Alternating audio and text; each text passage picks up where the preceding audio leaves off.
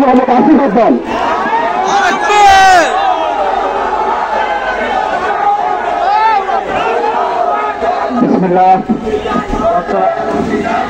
বিসমিল্লাহ ওয়াসসালাতু ওয়াসসালামু আলা রাসূলিল্লাহ। আসসালামু আলাইকুম ওয়া রাহমাতুল্লাহি ওয়া বারাকাতুহু। প্রিয় উপস্থিতি, আপনারা 300 জনকে গুমের পর হত্যা করা হয়েছিল। বাকিদের সাথে কি করা হয়েছিল?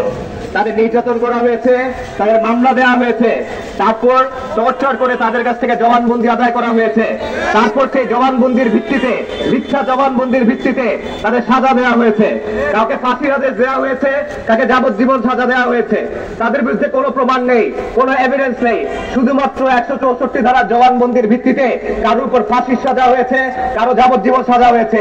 শফিউর রহমান ফারাবিকে যাবজ্জীবন দেওয়া হয়েছে এইভাবে, মোজাম্মেল হোসেন সাইমনকে ফাঁসির রায় দেওয়া হয়েছে এইভাবে, মজদুব ওলামায়ে কেরামকে বিভিন্ন মেয়াদে বন্দী করে রাখা হয়েছে এইভাবে, তরুণ ইসলামপন্থীদের বন্দী করে রাখা হয়েছে এইভাবে।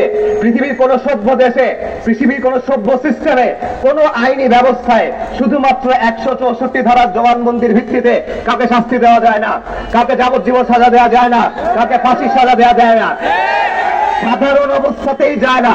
আর এটা প্রমাণিত বিষয় যে এই জবানবন্দিগুলো নেওয়া হয়েছে নির্মম টর্চারের পর।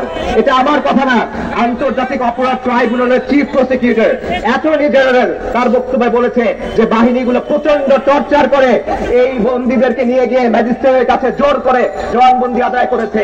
তাহলে তাদের বিরুদ্ধে কোনো প্রমাণই যেখানে নাই, তাহলে সেখানে আপনারা বন্দী করে রাখছেন কিভাবে?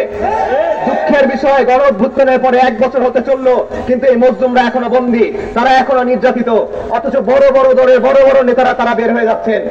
বিএনপি তারেক রহমান তিনি বেকসুর খালাস পেয়েছেন, লুৎফুজ্জামান বাবর বের হয়ে গেছেন, জামাত ইসলামীর নেতা মুক্ত হয়েছেন।